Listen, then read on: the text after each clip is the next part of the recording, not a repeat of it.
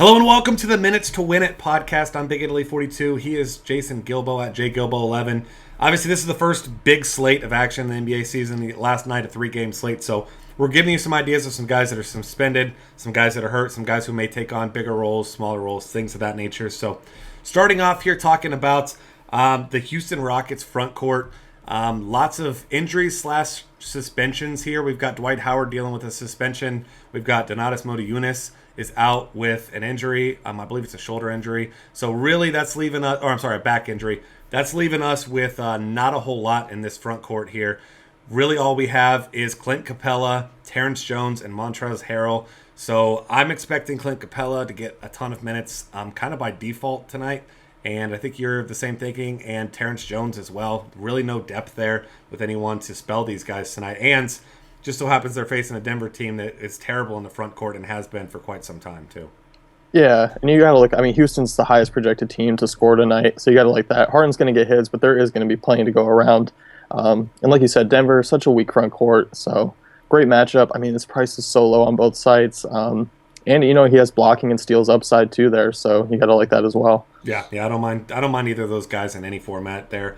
Next up, another guy we saw that is a confirmed starter for tonight, and that's D'Angelo Russell for the Los Angeles Lakers. And this is a guy that I personally am a fan of as a Buckeye fan, but he's got it's not a bad matchup necessarily here. It's just I want to take a wait and see kind of approach with him, because just because he's starting doesn't mean that he's going to be even seeing more than 20-25 minutes in this one. So for me, I'd like to see how it goes first. And the Lakers aren't a team that I'm trying to target too heavily. So are you throwing some Russell and GPPs, or are you just kind of avoiding and waiting and seeing? No, I'm avoiding and wait and see. Me and you were both on Julius Randle, if anyone from that Lakers team. So cheap. But this is a game that features a lot of young players that we're not too sure, but they definitely have upside just because of their potential and matchup. Karl Anthony Towns there as well should get a nice workload. It's going to be a fun game to watch, just to see these guys who are going to be the future of the league there. But as for tournaments, I can't trust them just yet, outside of a few. Yeah, I don't blame you there, and I am a huge Julius Randle fan, especially at his price tag tonight. It's FanDuel $4,500 against that Minnesota front court that, Kevin Garnett's an okay defender for his age, but as we know, this is Mr. 17 minutes a game, so not going to see a whole lot of that. And, they have some depth in that front court now, but not a lot of guys with big upside. Roy Hibbert, I'm looking at you. But really, Julius Randle, he really, got to play that one game last year, broke his leg, of course. But, this is a guy that, I'm not saying he's going to be dominant, but at his price, I'm all aboard the Julius Randle train tonight. Yep. Next up, Wilson Chandler, Danilo Gallinari situation here for Denver. And looking like Chandler's going to be out. Gallinari's going to be the starter. And this is a team that, they're in a game that's projected to score a ton of points here. And Gallinari's going to be a really popular play here, of course. It's a fairly tough matchup against Trevor Ariza. But with Chandler out for, a week to 2 weeks, they say now, that we're going to see Gallinari take on a big workload. We've seen his usage rate be really big in these situations before. So despite it not being a great matchup, he's a good spot-up shooter, and you got to expect he's going to be letting it fly tonight.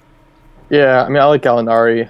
I think we've been kind of, as the whole, everyone on Twitter I've seen him talk about for about the last couple of weeks, excited to really play him. So expect his usage or his ownership to be high tonight.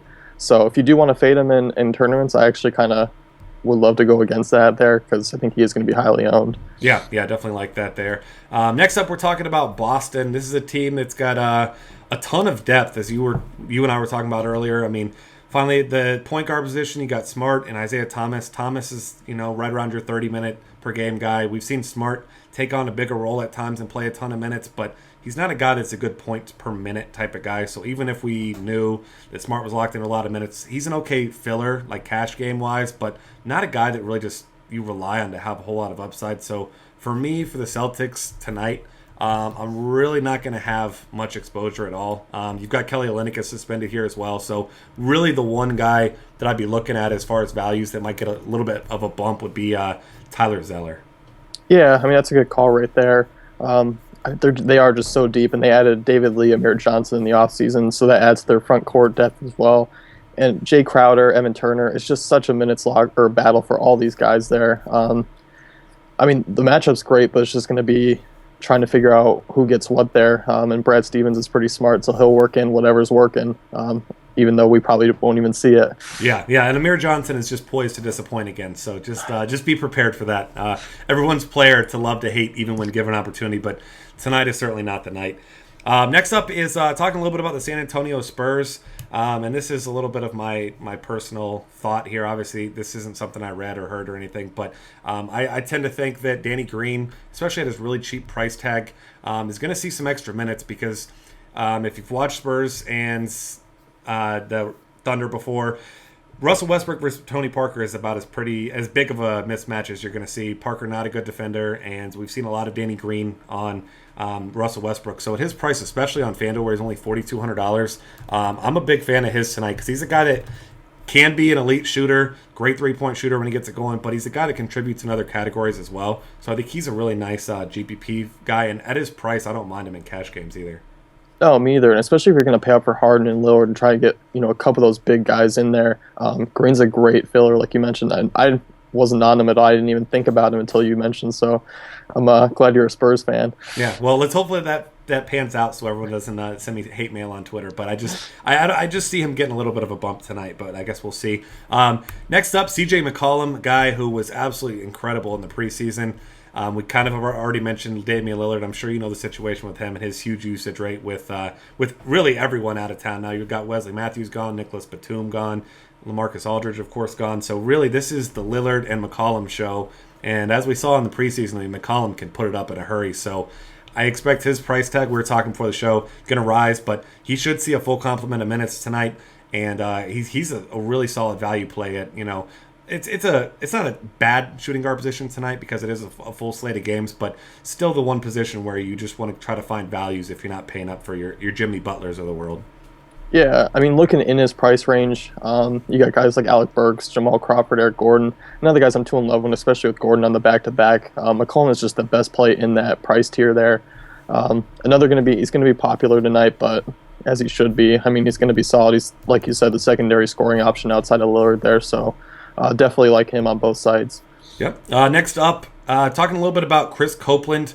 Not a particularly great player by any means, but a guy who's going to be forced into a starting role at least for one game with Antetokounmpo suspended for this first game, Jabari Parker injured. I don't think I've seen anything official, but it seems that very, very likely that Copeland draws the start there. So he's a guy that is a volume shooter, doesn't contribute a whole lot outside of that. So I think, if you love the rest of your lineup and you just need a filler, he's a guy that should get 25-plus minutes tonight, maybe closer to 30. Don't expect a whole lot as far as points per minute, but I think that he's a guy you can slot in there and feel pretty good about as a guy that's not going to kill your lineup at least. Now, another cheap filler if you're looking to pay up again, if you're trying to fit in guys like Harden, Lillard, and maybe even another big name. I don't hate it, but I would also not be surprised if he does lay out a dud and kind of frustrates your lineup there. So hopefully Harden does go off and it doesn't hurt you too much. Yeah, absolutely. And then next up, talking about the Brooklyn Nets backcourt, and that's Jarrett Jack with the hamstring injury, ruled out for the opener here. We don't have an official timetable for return, but luckily this is DFS, not WFS, so you only were really worried about today. Shane Larkin going to get the start, but as much as I love his dad as a baseball player, this guy, he just doesn't contribute. He doesn't score. He doesn't put up peripheral stats really at all.